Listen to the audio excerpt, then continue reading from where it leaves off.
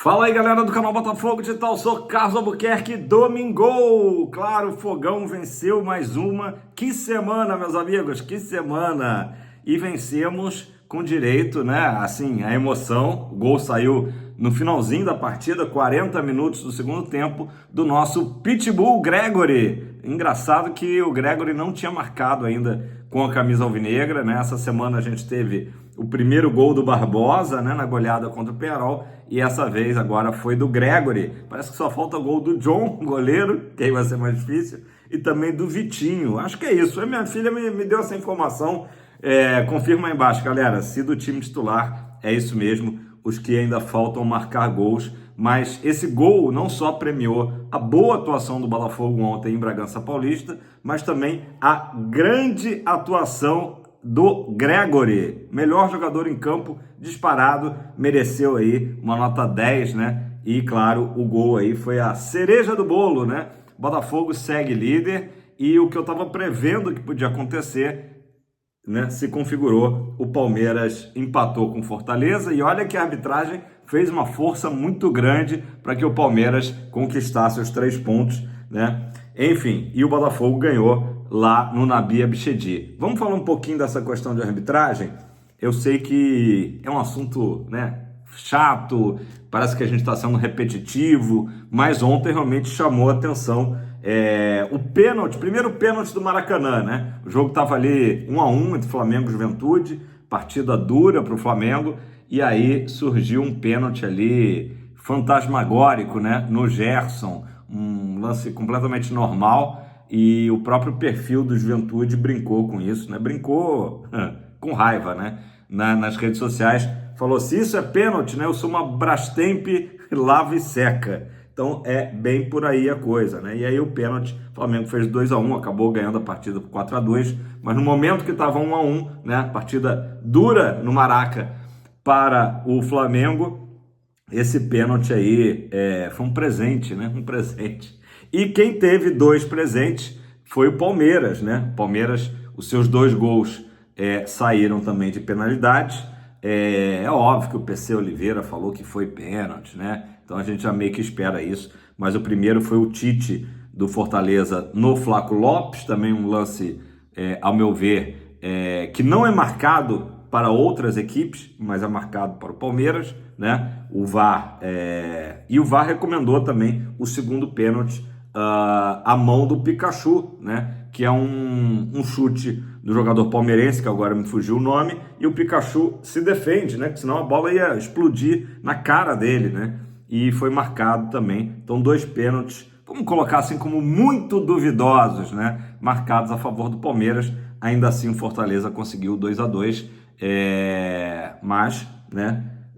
Gerou uma revolta, né, no Marcelo Paes, presidente do Fortaleza, né, com muita razão. A torcida do Lion ficou pistola, né, com, digamos assim, uma arbitragem benevolente, né, a favor da Sociedade Esportiva Palmeiras, né? E ainda estava vendo o final do jogo, né? No final foram, sei lá, 9 minutos de acréscimo, e o Fortaleza teve um escanteio a seu favor, né, que bateu curtinho, aquele escanteio curtinho, e o juiz encerrou ali mesmo, não deixou nem o jogador do Fortaleza levantar na área, que poderia significar até a vitória do time cearense.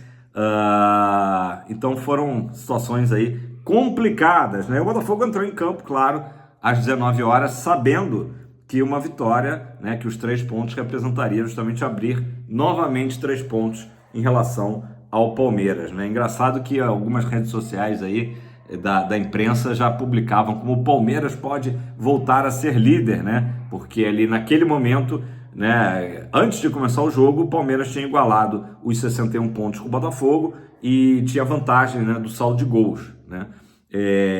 Enfim, o Botafogo fez um jogo, acho que de um nível muito bom, considerando o desgaste físico e emocional da quarta-feira, né?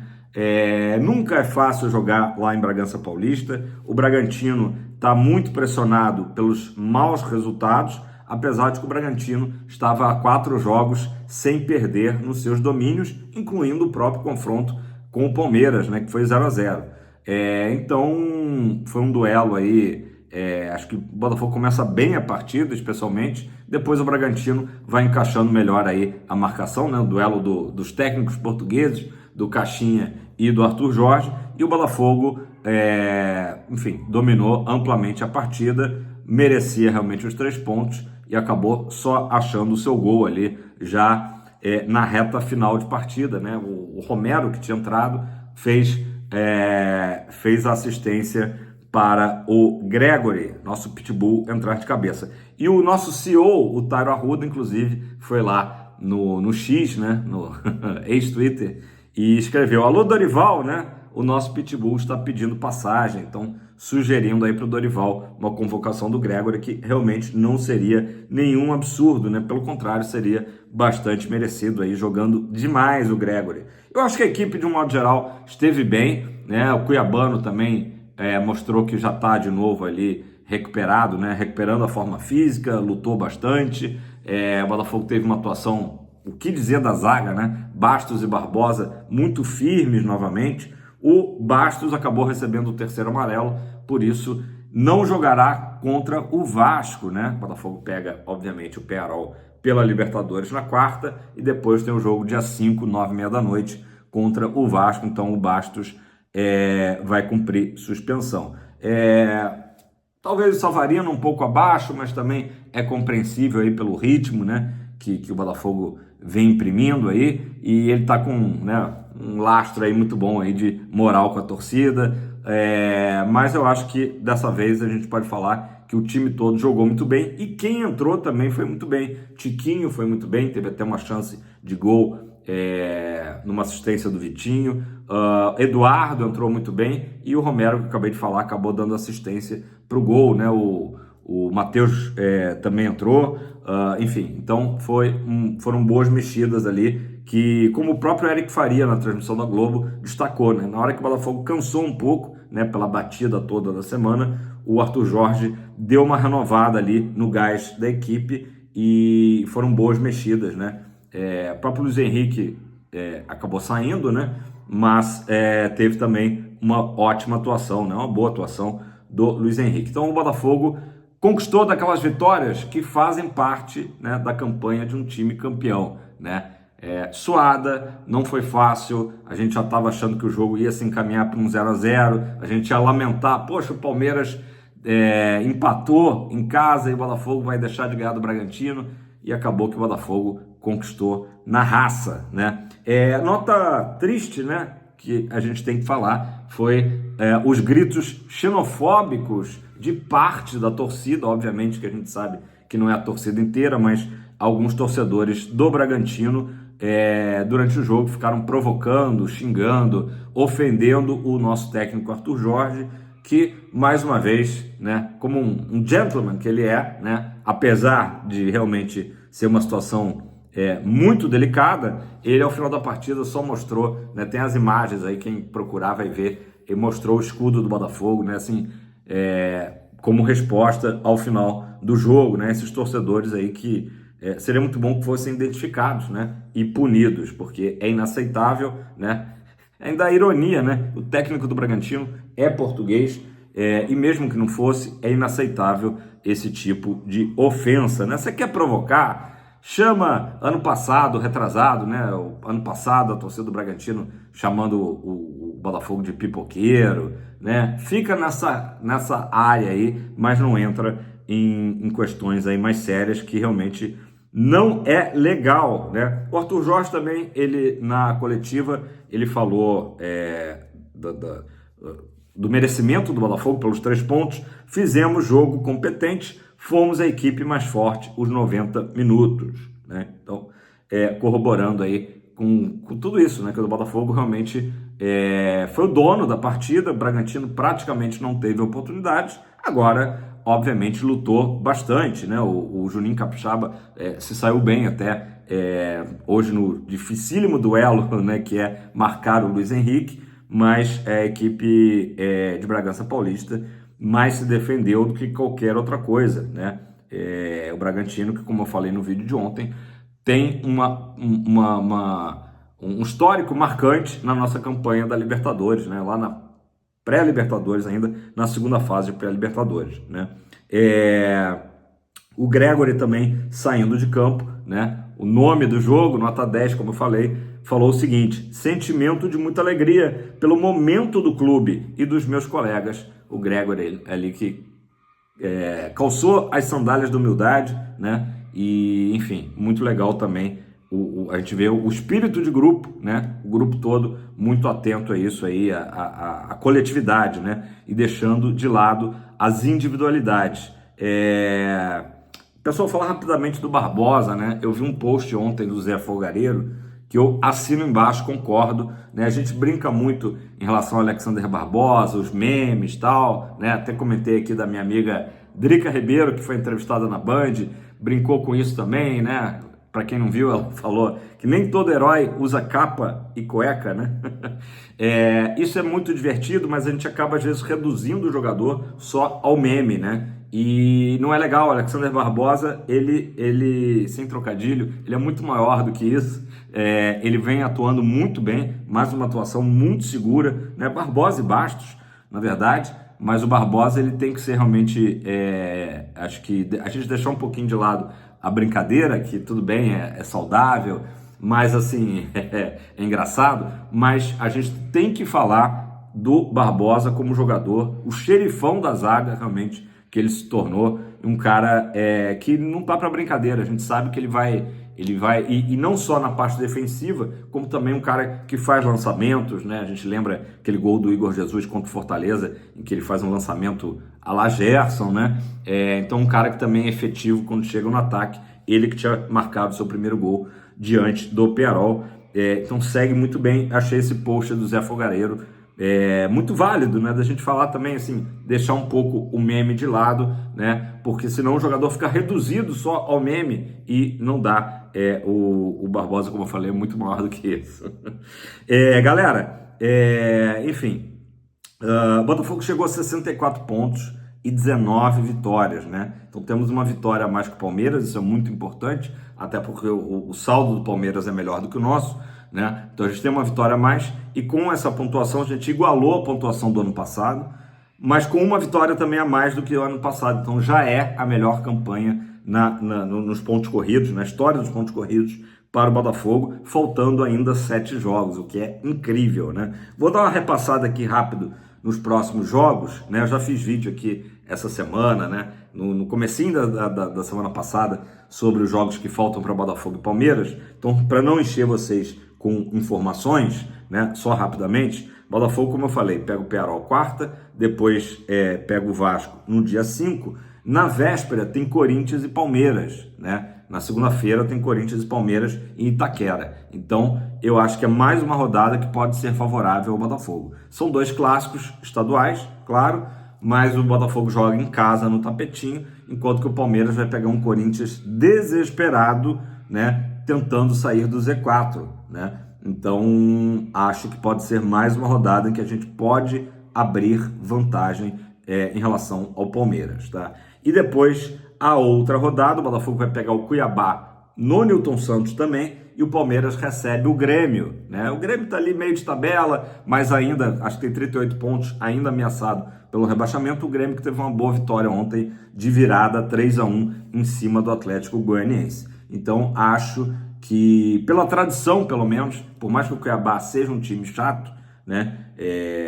Mas eu acho que também pode ser uma rodada boa pra gente. Então a gente já tá aí prospectando as 2 próximas rodadas, né? Que se o Botafogo mantiver os 3 pontos em relação ao Palmeiras, melhor ainda, que aí vão faltar 5 rodadas e 3 pontos à frente. Mas acho que a gente tem chance até de ampliar, né? Essa é a minha expectativa aí. E para fechar, galera, o Arthur Jorge também na coletiva foi perguntado sobre o jogo de quarta, sobre poupar ou não. Ele deu uma despistada.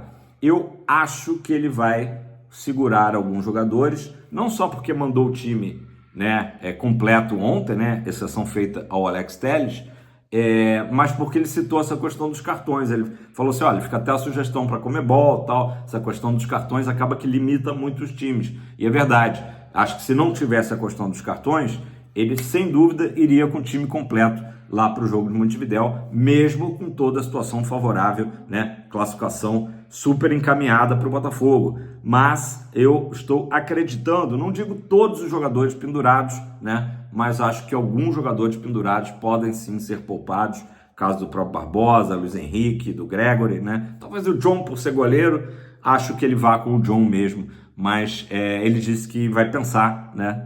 Despistou, né? E tá certo.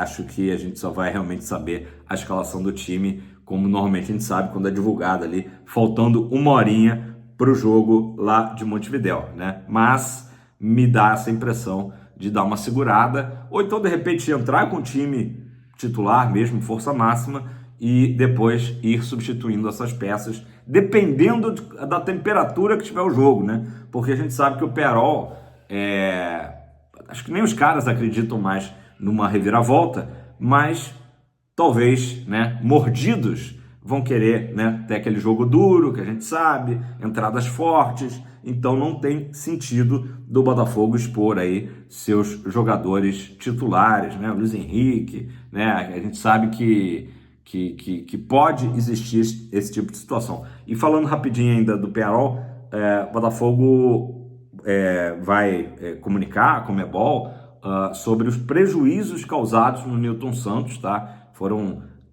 330 cadeiras quebradas no setor ali da torcida do Peñarol na quarta-feira, privadas quebradas, enfim, um rastro de destruição e um prejuízo aí na faixa dos 230 mil reais, que obviamente o Botafogo tem que cobrar na Conmebol para que a equipe uruguaia, né, possa ressarcir os cofres alvinegros, né? Mais uma vergonha aí dos torcedores uruguaios.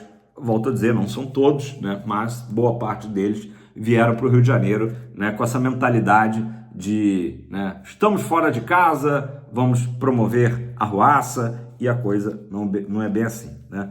É isso, galera. Ótimo domingo a todos, né? Mais um domingo aí tranquilo na liderança, agora de novo com 3 pontos de vantagem. São 7 jogos que faltam. A gente sabe que o Palmeiras é uma equipe que a gente tem que respeitar muito, né? E obviamente tenho recebido mensagens de vocês, da galera, assim, Carlos, esse campeonato a gente só não está mais otimista porque sabe que existem aí fatores, né? O sistema agindo. Realmente ontem ficou feio, assim. Não vou falar nada porque os meus advogados não permitem que eu fale, né? Brincadeiras à parte, realmente foram alguns pênaltis estranhos, né? Estranhos ontem, tanto esse pênalti do Maracanã, como também os 2 pênaltis no Allianz Parque foram bizarros, né? E no jogo do Botafogo, já esquecendo, né? Teve um lance que até a televisão mostrou muito pouco, mostrou o replay ali rápido, uma câmera por trás, em que o Eduardo sofre ali um golpe de judô na área e o Daronco mandou seguir e o VAR também, né? Nem cogitou chamar. Então, o que incomoda a gente, claro, são os 2 pesos, 2 medidas, né? Por que para algumas equipes, né, o VAR é tão atuante, tão incisivo, e aí o árbitro rapidamente corre lá para ver o VAR, né? Sinaliza, corre para o VAR e depois aponta para a marca penal, e para outras equipes como o Botafogo, tudo é mais difícil, mas também é mais gostoso, beleza? Deixa seu like, faça seu comentário, o que você achou desses pênaltis de ontem, né? Interessantes, né? Interessante, curiosos. Para dizer o mínimo, né? Fogão líder, tamo junto. Fogão pra cima sempre, valeu!